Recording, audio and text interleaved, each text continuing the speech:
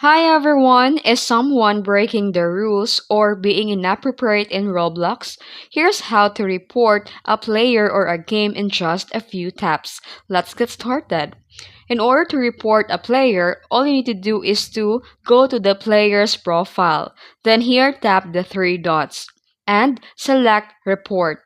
Then you have to choose the reason like bullying, discrimination, inappropriate content, and more. Then add details and tap submit.